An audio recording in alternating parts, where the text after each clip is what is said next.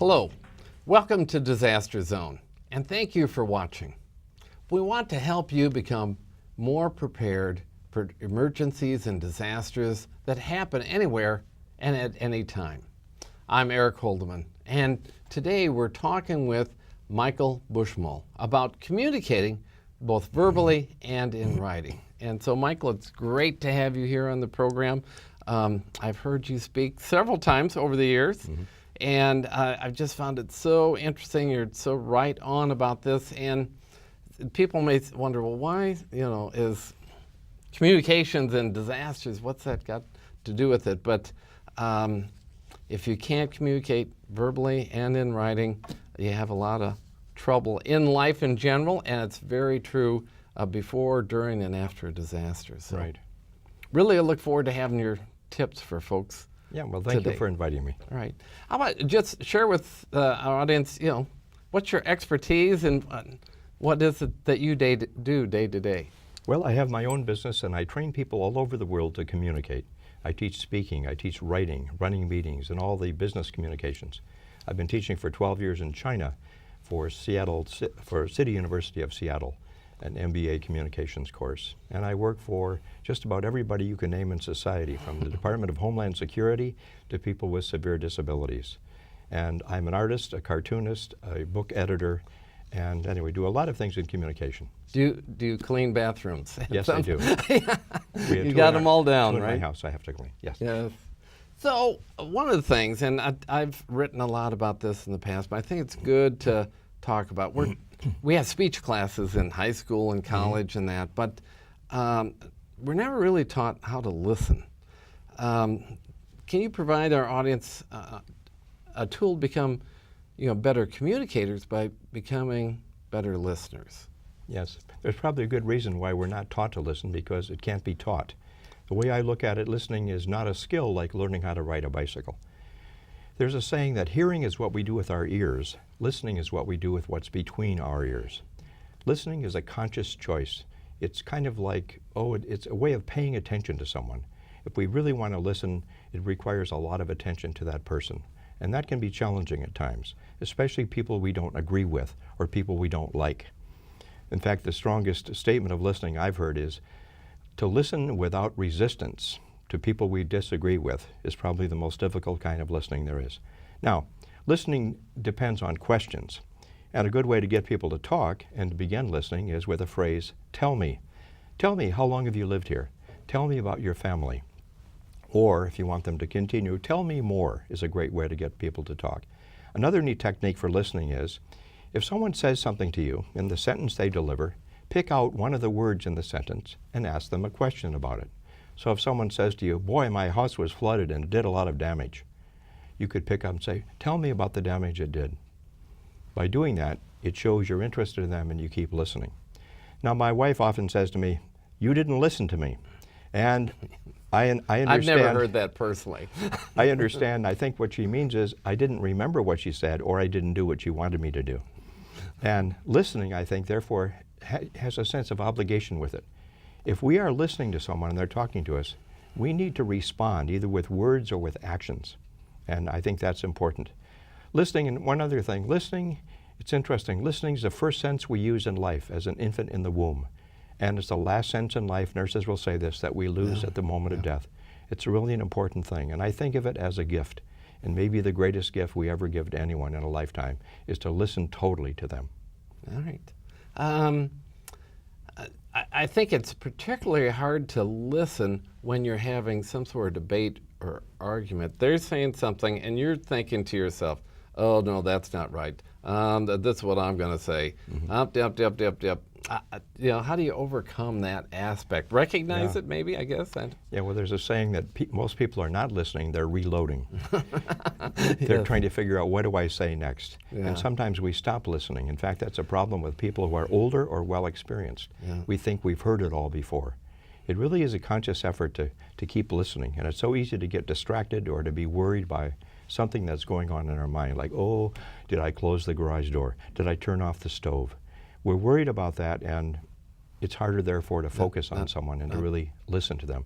And one other thing, a big part of listening is done with our body. The eyes are the most important thing. When you're with someone in person, you want to look at them. If I'm Yes. looking away and trying to Yes. talk to you, it's not the same. Yeah. And leaning forward helps. And anyway, the body is part of it. Yes. And You can send messages you're not listening. exactly, Right. by looking away or whatever. Right. You know, just you made me think of something. There's a consultant, Peter Sandman, who does crisis communications, actually, at the very high technical level. He charges a lot of money. But he said, you know, when you have a very hostile audience, that perhaps some terrible calamity has happened, a chemical spill, people have been injured or killed or whatever, you have this town hall meeting. He says, don't go in there and try and explain what happened. Instead, get up, set up, be ready to take notes, and take notes while people are talking, and let them unload first. That we want to hear from you, and hear from everybody, and keep listening, and keep listening. And eventually, the people in the audience will say, well, we want to hear from you, but if you speak first, they won't listen to what you're saying because they're reloading or they're getting ready to unload, I think. Good point, yeah. Yeah. To listen longer is really a great thing. Yeah. And I Well, used that technique for an incident once. Boy, was he right. Eventually somebody yelled, why don't you all shut up? Let's hear what they Let got the to speaker- say. Yeah, exactly. It was exactly what he said. It took about 45 minutes to get there. Yeah, people have to vent. Yes. So now we'll get to that speaking. We could probably talk a lot more about listening, but speaking in public with groups of people in meetings, one of the greatest fears people have. Right. They do. I've met a lot of folks there. So we'll talk more about public speaking soon, but what about a lot of communications really happens in the small groups and that when you're sitting around a table. What suggestions do you have for helping people feel comfortable about expressing their opinions or offering ideas? It's amazing how many people in meetings don't say anything. They look like their tongues have been cut out. I encourage people to do two things. In a meeting, if you're at all interested in what's happening, speak early and speak loud enough to be heard easily. Too many people mumble. If you sit back and wait to talk, the topic may change and you'll never get into the conversation. Speak early so people know you are there, you are a player, they have to deal with you. Now, to get into the conversation, here's what I recommend. To physically get into it, you can lean forward, use your hand almost like a tomahawk, and enter either with permission or a statement like, may I add something? Or I would like to add something. And I love to use the word add. It's kind of like a mathematics term. May I add something? What if you disagree with a person? You could say, I'd like to add a different idea. A nice technique in doing that is to compliment the person who just spoke. I'd really like what you just said. I'd like to add something to that. Now, I've had people say, well, I get interrupted when I'm speaking. Well, there's a way to prevent interruption, and that is use a number. I'd like to add two things. First, second, if you announce a number, they usually let you finish. If you want to take over the meeting, you can say, I'd like to add 38 points. That may not work. Yeah. And I don't think we're going to talk about this later on. You've talked about the word but. Not using, but you're, you know, that you're in a conversation, you don't agree with what they're saying. What's that technique to be able to insert language that doesn't immediately put shields up on a conversation? In a conversation between people, if I disagree with you, my default setting is to say but or however. Like in a meeting, for example, someone says something you disagree with. We often cover it, first of all, with a veneer like, thank you for sharing that. But the truth is this, or I hear what you're saying, however. Those words really act like, they kind of explode the communication. They can destroy communication. Because what often gets communicated is this, thank you for sharing that, but you're wrong, you're stupid, you're an idiot. Or, I hear what you're saying, however, I'm right, you're wrong, I'm better than you are.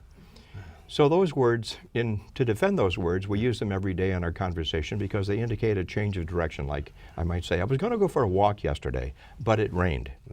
The word but there doesn't mean, it just means a change of direction. It's in a direct confrontation with someone. To say but is to open mouth, insert grenade, and pull pin. So I recommend, this is an old idea that a lot of people have heard, replace the word but or however with the word and everything changes, A-N-D. For example, I can say, thank you for sharing that, and I would like to add a different idea. Or, I hear what you're saying, and I think something else also must be said. And the word "and," if you choose to use it between what this person says and what you're going to say, you lubricate the communication. You can disagree totally with that person, but you'll never sound disagreeable. It's a very hard habit to break, though, because of our habits, our lifelong use of the word "but." It won't even feel right. It'll feel phony, unnatural, or artificial. It takes time to get used to it. It may even take years. It also works great in writing. When you're writing, instead of having to say "but" to someone, perhaps you can say "and." Or the other phrase I like is "at the same time." So you might say, you know, the numbers you're stating are often true. At the same time, sometimes they're not true. Okay. And how about, now let's really get into confrontation. We're on the opposite ends of thing.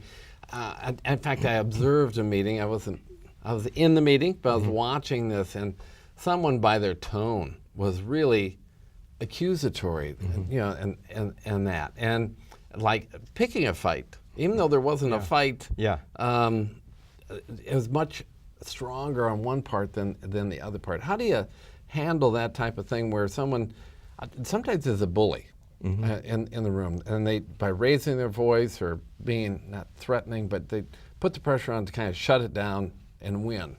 How do you handle that? That's a really tough situation. I've seen the best meetings of the best people be destroyed by one person like that, who won't shut up or who dominates like that. First of all, if you go to the psychology of it all, Marshall Rosenberg in his work on nonviolent communication, I think, says it best. Everything we do or say in our whole life is to meet our own needs.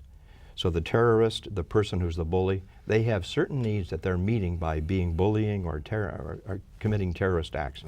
Our challenge is, how do we get them to meet their needs without destroying other people? If people are doing this, or shouting, whatever it is, they have a need to do it. Now, that means on your side, you have to let a certain amount of this happen, as long as it's not violent, right? Which means often listen longer. And sometimes if they're disagreeing, you could say, you know, you may be right. That will sometimes calm people down. Or you can outright agree with them. Yes, I understand what you're saying. Or, yes, I hear you. And sometimes that's enough. Or another example, tell me more. Or, can you give me an example of what you mean if they're attacking something? Sometimes they only have one bullet in their gun and they've just fired it. And they can't really back up what they have to say. But it's really tough. If you stand there, I remember the man who coached Ronald Reagan years ago, Marshall, I forget his name anyway, Miles Marshall. He said, never lose your composure. In public life, never lose your composure. And boy, it's tough if you're a politician or someone and you're being attacked. It's so easy to blow it, to lose your cool. Listen as long as you can with empathy to that person who's trying to express themselves and meet their needs. Okay. And then there's public speaking, the dreaded fear of getting up before a group, a small group, large group. You know, people do it in their own nonprofit boards, or they have to do an annual report, things like that. What are some ideas and techniques you can give people to settle their nerves and give them some proven techniques for being more comfortable and then still communicating? In 3 words, the best thing to do is, if you're really nervous, call in sick. Don't show up. No. No, actually, what you have to do, I think of 3 areas. Yes. Rather than approaching nervousness in itself, it's like trying to be happy. Happiness to me is a wet bar of soap. If you try to squeeze it, you lose it. 3 things. One is our mind. I think too many speakers go into presentations thinking that they are the most important thing. Their information is most important. In my opinion, it's the audience that's most important. If they weren't in the room, you wouldn't be there. You've got to be totally audience-centered. So the information you prepare, the content, it has to meet the needs and interests of the audience as well as you expressing yourself. The most important word a speaker can use, in my opinion, is always the word you or your. You ask a question, how many of you? Not, how many people out there? No, keep using the personal word you. And so part of it is mental. Prepare things that meet their needs, not just satisfy you. Second thing is the structure. It makes a big difference. You feel confident when you have a clear structure. I recommend an opening. Most speakers stand up and say something like this. Hello, my name is so-and-so, and I work for such and such, and today I'm going to talk about. I find that totally boring. Wow, I thought that was riveting myself. I have a 3-step opening I like to recommend. A greeting, a question, and a promise. Start with a greeting, a warm greeting that looks in the eyes with a smile on your face. Good morning, good afternoon. If you don't like the group, you can say, good grief. Follow the greeting words with at least one sentence so they get used to your voice and delivery, like good morning, thank you so much for being here today, or it's a pleasure to be back in your city again. Next, do not tell them your name. I say hold your name out because of two things. First of all, no one in the room cares who you are anyway. Everyone sitting there cares about themselves. And the second reason is, when you tell them your name at the beginning, they forget it. Your name is very important, and I'll show you how to say it in a moment. So go from greeting them to grabbing them. How? Open every presentation with a question. There's two basic questions I recommend. I call them direct and framed. A direct question would be, how many of you? For example, you might ask, how many of you have lived through an earthquake? Okay, you'll see a show of hands that gives you information about a group. The other kind is I call a frame question, where you take the issue, put a frame around it. The words might be, the question before us today is, and using that same example, the question I want to explore with you today is, if we have an earthquake or any kind of natural disaster, how can we be prepared to survive for at least 3 days? So you can ask one of those kinds of questions. Questions create a quest, and we get their minds. Then, don't stop. Now, make them a promise. This is a marketing device speakers can use. Do two things. Preview what you're going to present, promise what they're going to gain by listening. Give them a reason to listen to you. So the language is often, today I will. And I don't like the phrase talk about. I think it's the laziest language any speaker uses. Today I want to talk about, then later on I'm going to talk about. Don't talk about anything. Use a precise verb. Today I'd like to introduce you to a new program. Today I'd like to explain this new policy. Today I'd like to demonstrate this new software. Today I'd like to share with you. Today I'd like to suggest. So you'd have, and then another technique for speakers is divide a presentation into countable parts. Today I'd like to introduce you to 3 new programs, 2 new programs. And the number 3 is always the best if you have an arbitrary choice. So, and then you'd follow that. Today I will introduce you to 3 techniques for preparing for disaster.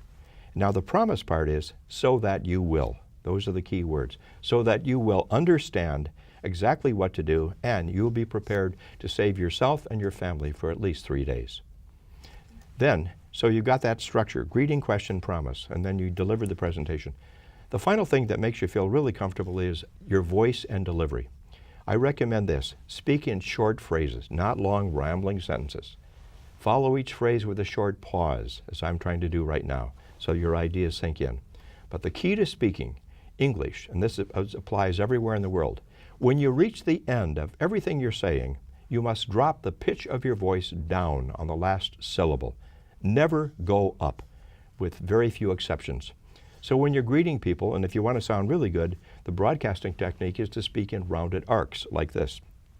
So it's good morning. Thank you so much for being here today. I have a question for you. How many of you, you'll sound terrific.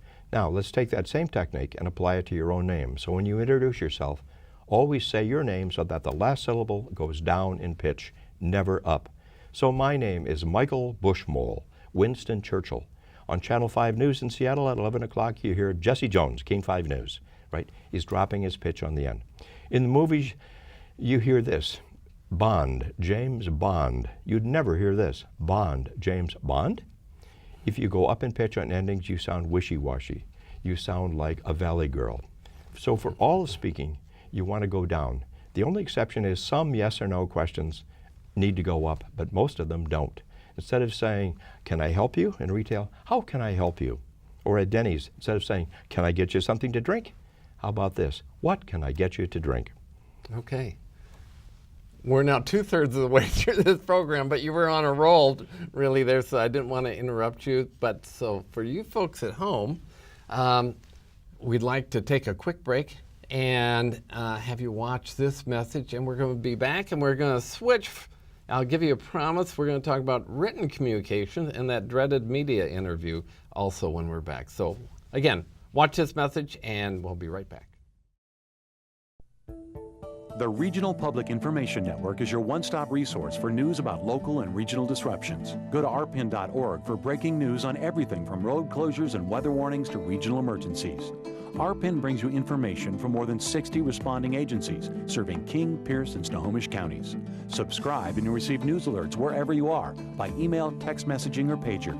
Visit us at rpin.org and download emergency contact cards for your family.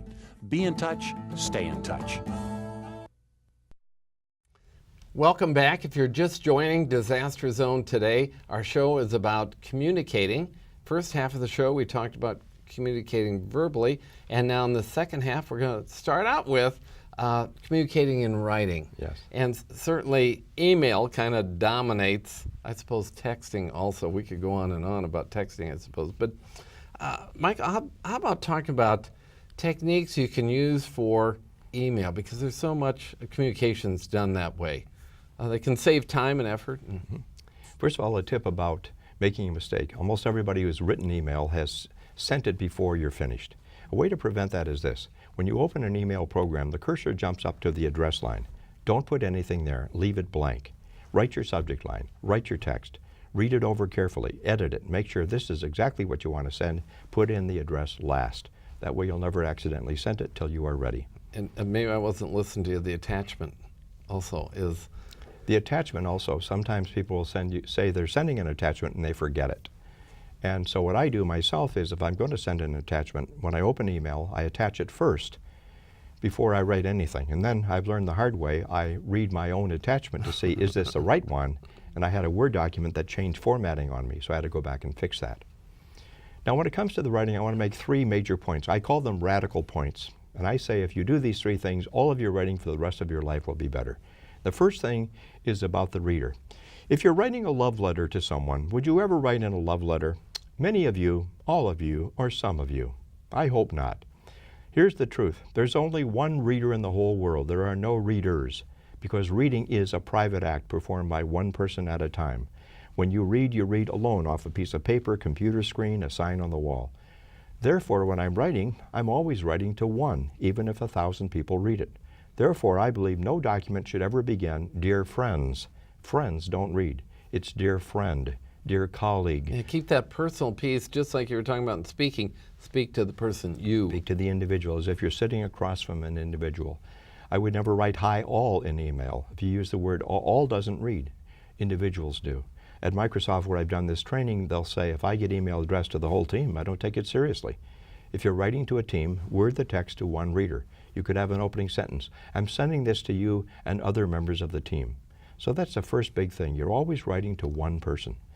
Second, in the first sentence of everything you write, if you want to be a better writer, include the word you or the word your, Y-O-U-R, in sentence 1 of everything you write, and you immediately connect with that reader.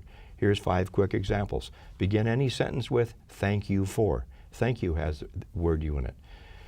You want something from the reader. I have a favor to ask you, or I could really use your advice. Sometimes I start with the word you or your. You asked when my budget would be finished, or your comment in yesterday's meeting surprised me. To go with a cover letter to go with a resume, a couple of lines. Your ad on the internet caught my eye, or something like this. I was excited to see your ad for, or whatever. For long documents, try this. In this report, you will find. Now this is the friendly you, not the negative you, like, what's wrong with you? You are an idiot. No, that's the attacking you. This is the friendly you. What will happen? You'll get responses you never got before. I've had many people tell me that. The third thing is, try to get your entire message within the first 3 sentences. You've got one reader, connect with the word you in the first sentence. Now try to get that message across within the first 3 sentences. Now what is your message? There's only 2 of them as I look at it. You write either to tell or to ask. If you're telling, that means you have information you want the reader to get it. Could be an announcement, an update on a policy, FYI, for your information. Or you want the reader to do something, like answer a question, send you something, take some action. The sooner the reader knows what to do, the sooner the reader can respond. So those are 3 radical tips. You've got one reader, connect with the word you in the first sentence, try to get your message across within the first 3. 1, you, 3. Another comment about negative, if you get, like, for example, angry email, flame mail. The first thing you should do, of course, is always send the person a virus, right? No, I'm kidding. No, you have a choice. Probably the best thing to do if there's a lot of emotion in it is to call them and talk on the phone or visit them and play dumb and innocent, like, hey, I just got your email. Please help me understand this. Maybe the person didn't mean to be angry. Or go get out of email if you're going to write, like get into Word and write there so you don't accidentally send it. But I read in a Buddhist magazine a wonderful line that summarizes it all. And the line is, read email twice before you reply. The first time we read anything, we may misread it. and waste time trying to answer that. One other thing everybody knows but should remember, never write anything negative in email. It can come back to destroy your career. Never write anything negative about people. That's really the key thing. And I love this saying, if you can't say something nice about someone, at least say something vague. That seems to work well. Well, we're winding down here, maybe have about 4 minutes left or so. So I want to get through a couple of these here.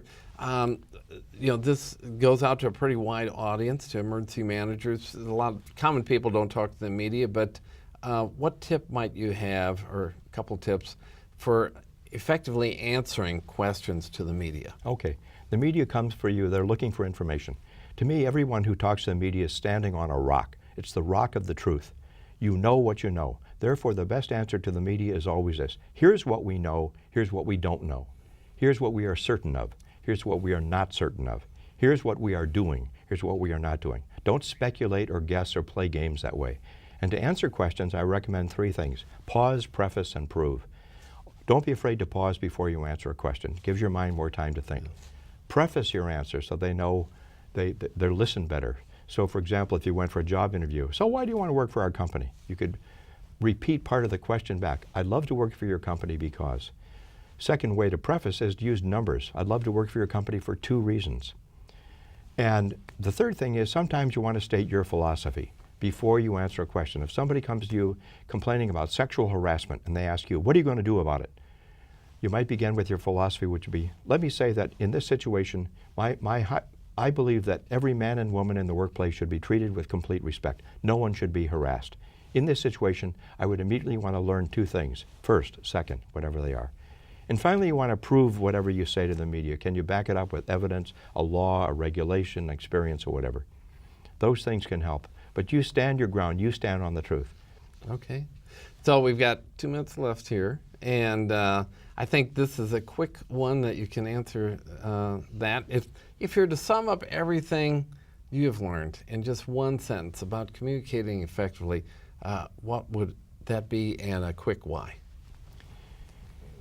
To me, ultimately, communication is this exchange between people of 3 things: of what I see and experience and believe, of how I feel emotionally right now, and what I want, what I desire. When people share those things, there's nothing else. See, feel, and seek. That's all we have at any given moment of our life. And when we get that and give that, we can communicate. Okay. And how about a couple references? People want to read more, or that just 1 or 2? I want to recommend 2 authors that probably people have not heard of. The first is a woman named Sam Horn. Read anything she's written. She's wonderful, funny, and great, especially her book called Tung Fu, and another book called Pop, which is on marketing. And the other author on speaking is Ron Hoff, H-O-F-F. Ron Hoff's an old advertising person, and he's written 3 books on speaking, and the big one is I Can See You Naked is the title of the book. He's a wonderful author, upbeat, and both the writings of Sam Horn and Ron Hoff are fun to read and practical. Well, Michael, it's been great having you on the show. I think you've communicated so much information, be hard to digest. I know I keep trying to apply it, get rid of 40 years of negative learning, but we provide a small gratuity to all our guests, and that is you get to take the mug home with you. So great. Thank hopefully you. Your desk is not a disaster zone. You can use it for other things. Yes. Whatever. So thanks for being on the show, and we look forward to learning more about communications in the future. Great having you. And this brings us to the end of our show for today. Thanks for tuning in and learning more about what you and others can do to become better prepared by communicating, really, learning how, for disasters. Remember, if you're going to get prepared, today is a good day to start. Have a great day and tune in again soon. Bye-bye.